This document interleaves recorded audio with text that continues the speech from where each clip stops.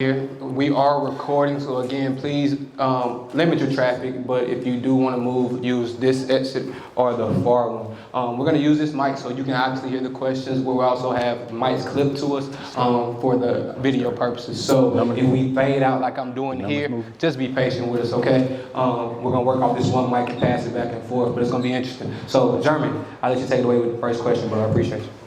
All right, cool, man. So, the power of yet. Being a growth mindset.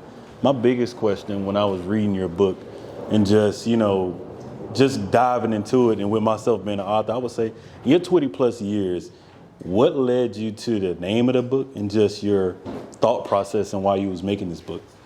Kind of like I told my man Chris, I was talking to Chris earlier today, and we talked about as teachers and as young college students, they always introduce you to the growth mindset and what that can do. The difference between a fixed mindset and a growth mindset. That fixed mindset is someone who thinks all they have right now is all they're ever going to have. Someone with a growth mindset knows that where they are right now is just a starting point. So I was introduced to that. Obviously, first couple years of teaching, and this power of yet was actually a theme in one of our icebreakers where we had to make a power of yet statement. From there, I just kind of kept building on top of it, and I think this growth mindset, I think this power of yet really is the grace we afford ourselves when we're struggling to achieve something we desire. To answer your question, I think it showed up most in how I used to speak to myself. Gotcha. Anybody who knows me, and I got a lot of close friends in the building today, they know I'm one of my biggest critics. Like, when things going right, I'm going to find something wrong. When things on time and on target, I'm going to find something that's late. So just changing how I view the world, changing how I talk to myself, how I address and assess certain situations. And from a personal standpoint, because I am my biggest critic, I very, very rarely give myself credit for the success I've had so far. I always said I ain't got there yet. I'm on the way. Any of the gang around here, they know we hashtag WGMI. That means we gonna make it. We just ain't made it yet. So I think just all of those personal experiences, being exposed to certain things along the way, really led to my discovery of power yet and led me to this growth mindset. Got you. So in that, I would say with the young people that you teach and motivate need to be in school or in sports, because I played a sport. And I remember coaches saying, you're good, or arguing at you, things like that. For kids that haven't made it yet, or you see like, man, you ain't there yet. Like, you really ain't gonna make it there. Like, how do you motivate them? Similar to like we said earlier, the book title is Growth Mindset Through Positive Self-Talk. So just those words of affirmation. Using certain words like yet, or not quite, or you're on the way. Especially when talking to my athletes, I got freshmen who want to be D1 athletes, and you can't bench 225 yet. You can't clean 375 yet. You ain't got your first offer yet, but if you continue to show up and do the work, trust the coaching, stay out of trouble, get the right grades, then there's a possibility for you. So that's my message almost every day. And it's funny, now that ever since I published the book and the head basketball coach has read it, he uses yet all the time. We ain't good yet. We ain't playing good defense yet. Our press ain't good enough yet. So it's interesting to see how this power has really infiltrated the school I'm at, and really is showing up on a daily basis with these kids. That's amazing. So I would say in that, and I already have interviewed you once. I would say in this though, in which you being an author now, because you asked me for advice about being an author, and just commending you and giving you your flowers now, and just thinking about when it comes to that process of writing, especially as a black male, I didn't know what to do, but I knew to say, hey, look, make sure you get it on Barnes and Noble, make sure you get it on every platform, and just promote it. Just to seeing how you promote it, in that process, and saying you're your biggest critic. How do you stay motivated when you like, man, I ain't sold these copies yet, like it ain't gonna happen? That's a good question. Because we in the results business. We in the results business. So no matter what work you're doing or what you're trying to achieve, if it ain't yielding results, if it's not productive, if it's not efficient in your process, I don't feel successful. So in the process of writing this book, the people who close to me, they know, like, it was nights where I was ready to give up, where I wasn't gonna write it, where I ain't gonna publish and produce it, and definitely wasn't gonna promote it. Whether you know it or not, the book was actually out May 6th, and I sat on it for 2 weeks, scared, nervous, unsure if I was actually gonna get the results I was looking for. So I think more than anything, just trusting the process, trusting God, and just showing up every day and doing a little bit. As far as the actual production process, just once I got it written, you didn't spend 4 months writing it for nothing. Right. Like, even if just y'all read it, it's worth it. So having the courage to put it out, talking to guys like you and Latia Wyatt and other people who have self-published and gone through the Ingram Sparks route like I did, just figure out how that works and just chipping away at it day by day. I knew I was gonna get it out. I knew I would get them sold. I know that we would have events like this. I just didn't know it yet. So it's been a blessing, bro, and it's been very eye-opening, to say the least. Got you. So in that, and now that you wrote the book, what's your next yet? Outside of that 500 copies, the questions that people don't ask, and I do it a lot, and I sometimes catch people off guard, and that's why I'm a podcast host and good at what I do. You are good. The reason why you do it is, yes, I'm not there yet, but once those 500 copies are sold and we hit 1,000, how are you going to feel about that, and what's going to be that next yet? Oh, that's a great question, bro. My life mission is to live a life so impactful that they ain't got to lie at my funeral. I think I said that before when we spoke. I want to live a life so impactful that they ain't got to lie at my funeral. When you die, they're going to get up there and say something. They're going to say something nice. They're going to say something positive. They're going to say something friendly. And most times, they're going to say that to appease your family. I want to make sure that's the truth. I want to make sure they talk about the impact, their positivity, their growth, and all that I was and am. I want it to be the truth. I don't want them to lie at my funeral. So what's next for me, or my next yet, is to continue chipping away. I do have 2 more books planned that are going to build on some concepts that are introduced in this book. I just haven't written them yet, developed the manuscript yet. There's also an apparel line coming from work to Wynn. I just haven't dropped it or given any details yet. There's more events similar to this that's coming as well. I have a couple collaborative projects with a couple entrepreneurs in the room that we ain't spoke about, so I don't get no details right now. But there's a lot of yets coming, Jeremy. I think for me to achieve my life goal, I think for me to make the impact, I think for me to own and operate a company saying work to win, I gotta show up every day and find some way to contribute in an impactful way. I think my coaching, my teaching, my speaking, my writing does that on the daily, but discovering what that next yet may be is going to be a process, and I'm excited about it. Got you. And I'll be there for you in that process, man. I know how it is. I have a whole team behind the It Factor, man, and it's just seeing something like this today is very positive for me. And even when you sent the message, I was just like, man, dang, like, am I good enough to do this? Yeah, bro. Absolutely. And once I read your book, I was like, I just ain't there yet. Let's go do it. Yeah. Because the only way to start that business or to do things or write that book, a lot of us get in our own way by not starting it yet. Yeah. So in that, I would say in writing your book and reading your book, man, I would say, like, how did you stay steadfast in doing that? How do you say that people should stay steadfast in what they want to do? Oh, man. Great question. Words of Inky. Inky Johnson, I don't know if you ever heard the motivational speaker. I think most people in here should have by now. But Inky has a quote on commitment where he says commitment, like true commitment, is staying true to what you said you was going to do long after the mood in which you said it in has left. Staying true to what you said you was going to do long after the mood in which you said it in has left. So for me, when I committed to this book, I got to finish it. No matter how tough it get, how difficult it got, or how many struggles I face, I got to find a way to produce it. I think in anything that you're chasing, that should be your level of commitment. When it gets tough, when it gets rough, when you ain't got the courage, for real, to just keep going. Mary Ann Rodmaker says, courage ain't always that roar or that chest beating person. Sometimes that courage is that quiet voice at the end of the day said, I'll try again tomorrow. That's courage. And we don't talk about courage in that capacity a lot, but if you got beat up, you could have quit. If you got beat down, you could have gave up. But if you decide to show up the next day and put one foot in another and keep chasing your passion, keep chasing your greatness, keep working your craft, you're going to get there. You just ain't got there yet. So I think that's how people should approach it. I think that's how people should be committed to their goals. I know that's how I'm committed to mine, and that's what kept me motivated. You can't have a life mission like that and believe in commitment in the fashion that I believe in it and then quit. Right. So those 2 things, and I think the biggest one is trying to be the example. Trying to set the precedent. You got people looking at you for good or bad. people looking at you trying to, so you can lead the way and be the example. And you got people who waiting for you to fall, waiting for you to drop the baton, waiting for you to fall off so they can say, I told you so.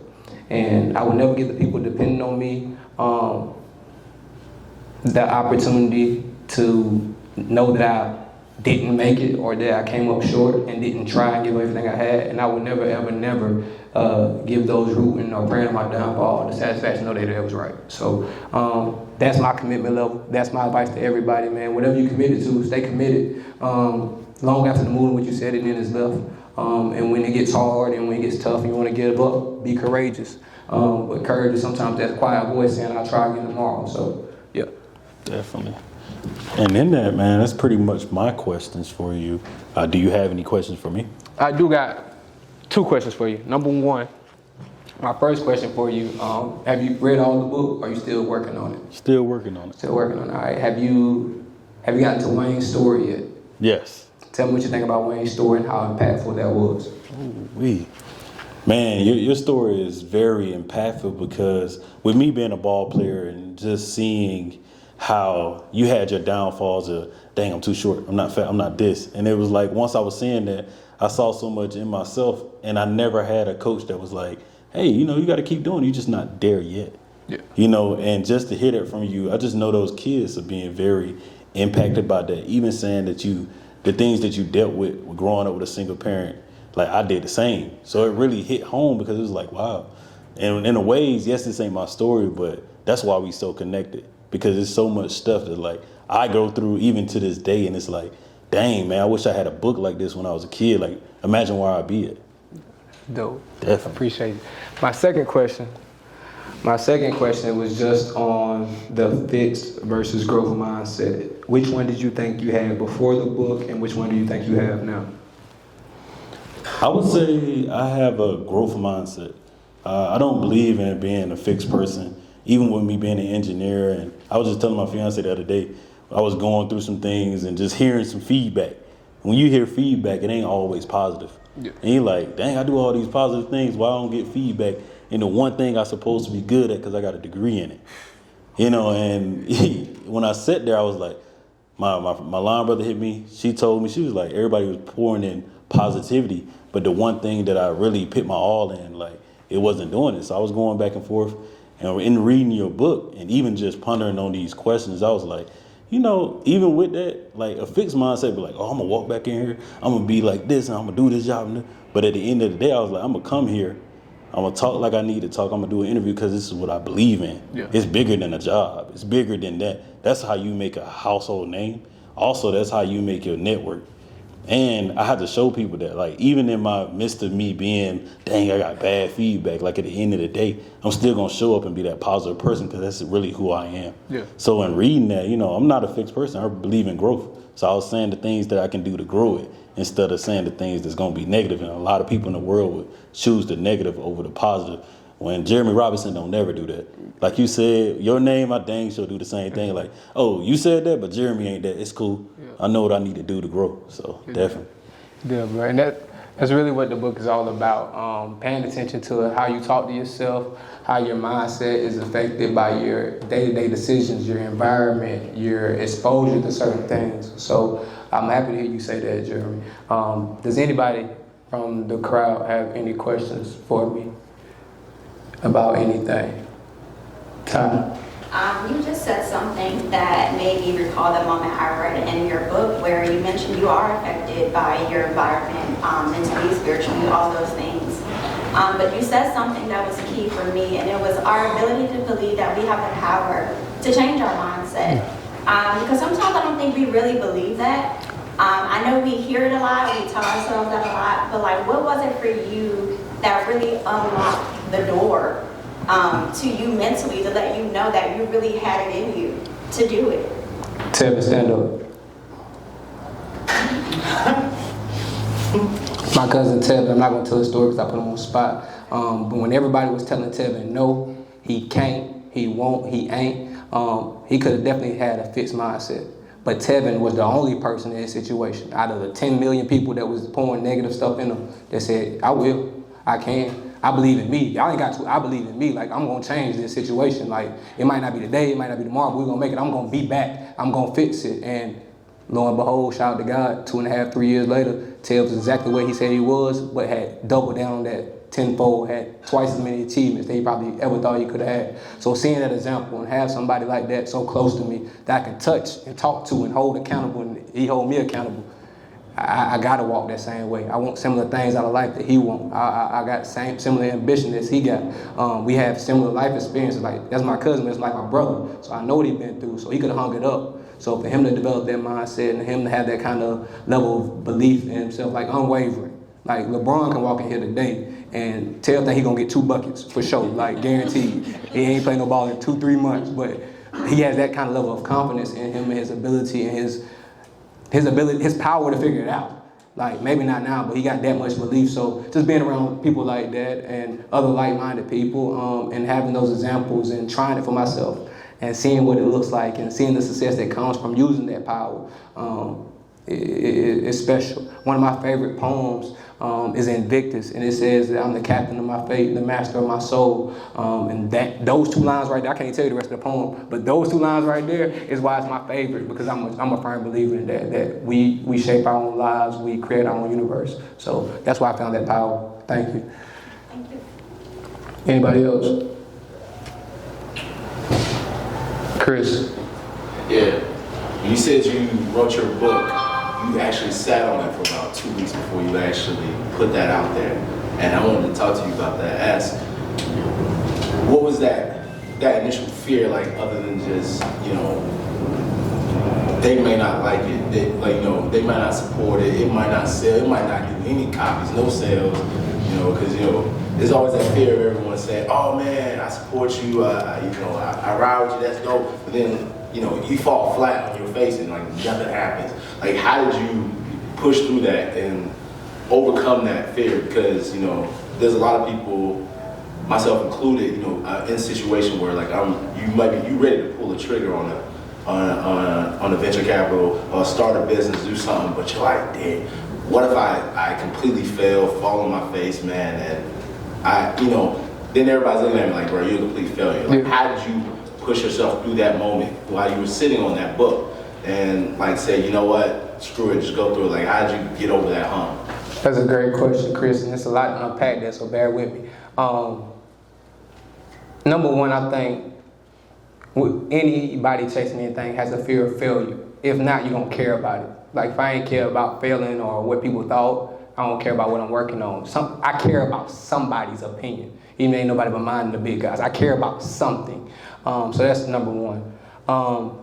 Number two, and I think more importantly, was, like I was saying earlier, me being my biggest critic, having just, is it the right time? Is it the right day? Is it priced the right? How does the cover look? Should I change the cover size? Should it be 4x6? Should it be 5x7? Should it be 6x8? Who's gonna buy it? Things of that nature. Where should it be? And I just, like I told you earlier, man, and for every solution, everything that was going right, I found something that was going wrong. So the 2 things that pushed me over the hump to like make me go ahead and tell people it was out and released was, number one, I talked to the big guy and he was like, bro, you didn't do all this work for nothing. Like, you spent 4.5, 5 months in this process, writing the book, editing it, reaching out. You just gonna sit on it, you're not gonna put it out. You ain't gonna do none of that. I had people who read the book back in February and March, early copies of it. Hey man, you ain't got the final copy yet, like it ain't done, like you ain't gonna put it out, what's happening? And then I think the big shot in the arm I got was, I had chose a date for it, but hadn't told nobody yet. And one of my fellow coaches who kind of had done some of the editing and was familiar with the book, he put it out on the school email and on the school Facebook. Hey, Coach Wynn has wrote a book, y'all go get it, it's available everywhere. He too humble to tell you, but go get it. All right, Coach Silver. Yeah, I appreciate you. Hey, go get the book, man, it's everywhere. I got what you need. So I guess to answer your question in short is having somebody to push you out your comfort zone, and having enough confidence to ask for a sale. We all selling something, Chris. A product, a service, or ourselves. We all selling something. So being confident enough to ask for that sale because you put in the work and having somebody kick me in the ass and tell me to get going, it really helped. So, That's anybody else?